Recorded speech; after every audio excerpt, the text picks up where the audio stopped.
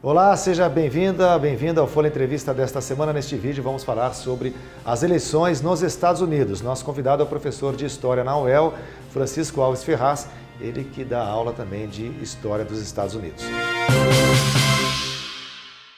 Professor, muito obrigado pela sua participação no Folha Entrevista. É um prazer. Bom, nós estamos veiculando esse vídeo nesta quinta-feira e o resultado da eleição até este momento da gravação da entrevista não havia sido definido, né? O candidato democrata Joe Biden à frente, né, nos votos do colégio eleitoral, que é quem decide, que é quem escolhe o presidente, né, com 264 votos. O Joe Biden precisando de 270 votos no colégio eleitoral para ser eleito. E o Donald Trump, o atual presidente, com 214. Pode ser que até esta quinta-feira à noite, quando este vídeo estiver sendo veiculado, haja já uma definição. Mas, professor, queria que o senhor explicasse, então, o cenário atual, o que faltaria aí para uma vitória do Joe Biden, candidato democrata, foi vice do Barack Obama, e o cenário para apontar uma possível vitória do atual presidente Donald Trump. São dois complicadores. Um deles é que não há um Tribunal Superior Eleitoral nos Estados Unidos. Então, cada estado regula a forma como se vota e a forma como se apura. E a forma como se já anuncia um vencedor ou não. Trump, por exemplo, ontem aproveitou-se de uma regulamentação interna ao estado de Wisconsin, que quando uma porcentagem muito pequena de diferença entre um candidato e outro acontece, há o direito de se requerer recontagem, né? Então ele aproveitou-se disso e pediu já a recontagem no Wisconsin e também em Michigan. Que são estados importantes, né? São estados importantes, são estados que deram vitória a Trump na eleição anterior, por pequena margem também, né? E que são decisivos porque juntos eles têm mais de 20 votos, acho que 26, agora o número, eles precisam, não me recordo, mas são números que já garantiriam praticamente uma vitória a Biden se um dos estados, por exemplo, se Nevada ou Geórgia ou Pensilvânia, se ele tivesse uma vitória nesses estados. Na Geórgia e na Pensilvânia há uma vantagem para Trump, principalmente na Pensilvânia. Mas os votos da Pensilvânia estão chegando, é um estado muito populoso, é um estado que tem 20 delegados, então bastante gente e bastante delegados, e isso seria decisivo. Só que se ganhar em Nevada, ele já faz um número mágico de 270 e, portanto, toda a confusão que já se está armando, já está sendo armada, para a apuração dos votos que vem pelo correio na Pensilvânia, isso já fica secundário. Secundário, porque daí os votos de Nevada seriam suficientes já garantiriam para eleger o Joe Biden, né? O que está faltando, na verdade, são justamente esses três estados, né? Geórgia, Pensilvânia e Nevada. Sim, há outros estados que falta 1% ou 2%, não se pronunciaram oficialmente, mas a imprensa, com muito cuidado, você vê que há diferenças. A CNN tem um número, computa um número já de delegados, a Fox News outro, New York Times outro. Cada um com receio de ser furado e principalmente pelos fatos, né? Como aconteceu na eleição de 2000, quando a Flórida virou para Bush, né? E quando já estavam todos anunciando que era o Al Gore o presidente, menos a Fox News, né? E aí, de repente, houve uma contestação, havia motivos para essa contestação, no caso da Flórida, né? Fraudes muito evidentes, talvez a principal já veio do nascedouro, né? A presidente da Comissão de Apuração das Eleições, de Organização das Eleições de Apuração, era a mesma coordenadora de campanha do Bush na Flórida. Então isso, porque quem nomeou foi o irmão do Bush, que era governador da Flórida. Então, quando a gente fala de república bananeira, a gente pensa nos outros, mas os Estados Unidos, em alguns estados, em alguns processos eleitorais, eles têm um processo de 200 anos, é anacrônico. Pois é, isso que eu queria até comentar com o senhor. Bom, e lembrando que o Trump venceu na Flórida nesta eleição, que é um estado também considerado muito importante, teve muito voto dos latinos, uma coisa que surpreendeu a própria campanha do democrata Joe Biden, né? Me parece que houve até uma certa negligência, avaliação feita de que os democratas esperavam uma vitória tranquila lá, o que acabou não ocorrendo.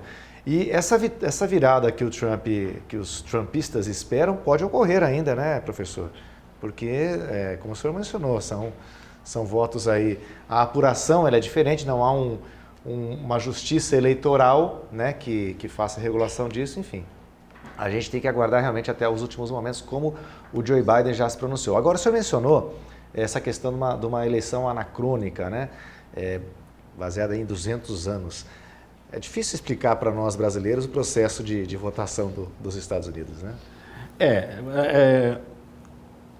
Quando teve o processo de independência, no final do século XVIII, os pais fundadores quiseram organizar o sistema político de maneira a tornar estável, a evitar que lideranças impulsivas ou que pudessem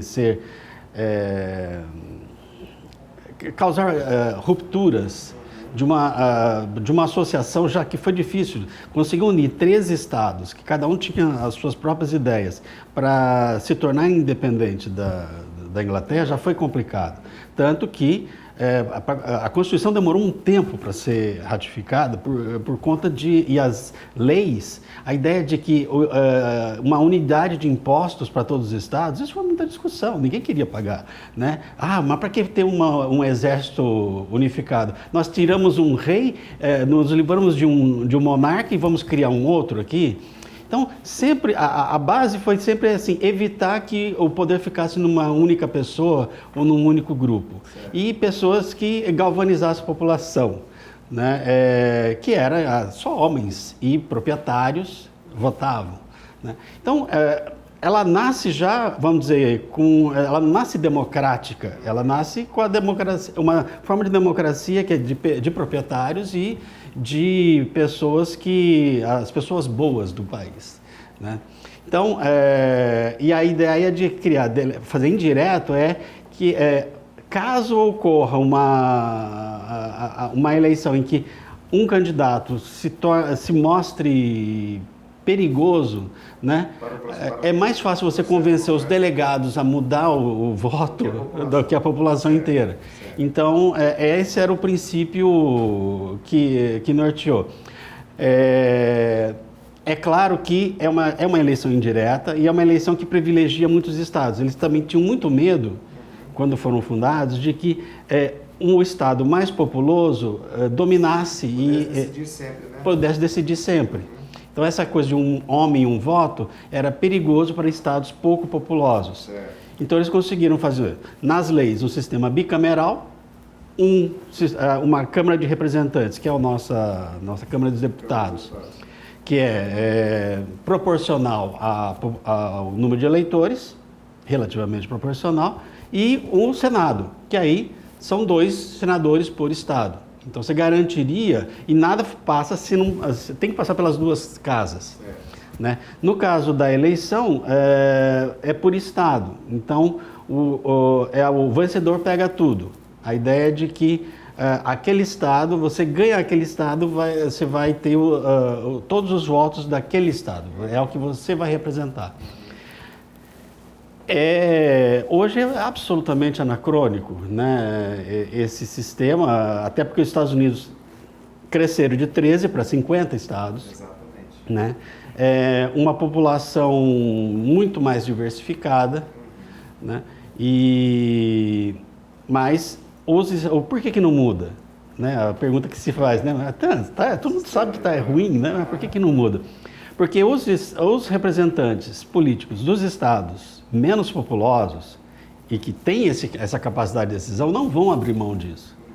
Para mudar a Constituição americana, precisa ter 2/3 ou 3/4 das duas casas e mais 3/4 depois disso ainda, para mudar uma emenda, um artigo da Constituição, ainda tem que ter 3/4 da concordância de cada dos estados. Isso jamais vai acontecer tão cedo, a não sei com uma ruptura muito grande, que espero que não esteja a caminho, né, por conta disso, por conta de elementos externos à regulamentação eleitoral que possam ocorrer. Agora, o fato também que chama a atenção, curioso, e que vai causar muita polêmica, o Trump já está tentando, inclusive, acionar a justiça também por conta disso, os votos pelo correio, né? Eles alegam que os votos deveriam ser computados até o dia 3 de novembro, que foi o dia da eleição, e muitos votos estão sendo computados depois disso, porque estão chegando realmente pelo correio, mas isso já é uma coisa entendida, né? Já há um entendimento nesse sentido, não há uma irregularidade, né? O Trump está tentando pegar uma brecha nesse aspecto para também judicializar a questão. É outra situação que a gente não consegue imaginar aqui, né? É bom dizer, os Correios americanos são uma instituição absolutamente confiável, né? Eles foram fundados antes da Constituição. Benjamin Franklin foi o primeiro presidente do Correio americano. E eles é uma instituição pública, tem uma parte dos seus rendimentos que vem de outras fontes, mas ela é uma instituição pública, voltada para o bem público, né? Ela é absolutamente confiável do ponto de vista de que se o seu eleitor deposita o voto no envelope, fecha o envelope e entrega na caixa de correio, esse envelope chegará... Não vai ser violado e vai ser entregue. Não vai ser violada e chegará lá. Agora, é claro que o voto pelo correio, o Trump votou pelo correio na eleição passada. Sim. Né? Mas o voto pelo correio, ele realmente gera dúvidas. Quem garante que a pessoa não falsificou a assinatura e não mandou?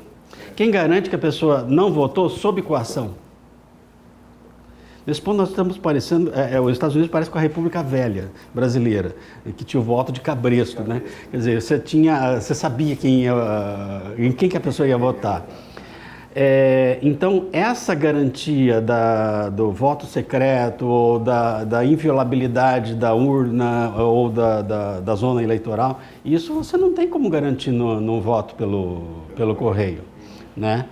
Agora, e gera realmente, são elementos que geram argumentos para uma contestação. Mas eu acredito que o sistema americano, apesar de todos os defeitos, eles têm uma certa, pelo menos sempre foi assim, talvez mude, mas a tendência sempre foi a de que buscar o bom senso. Assim, não, funcionou até agora, não houve comprovação de fraude, então não vamos cancelar. Mas, numa configuração em que o Trump conseguiu hoje emplacar 6 dos 9 juízes da Suprema Corte extremamente conservadores, nada é impossível.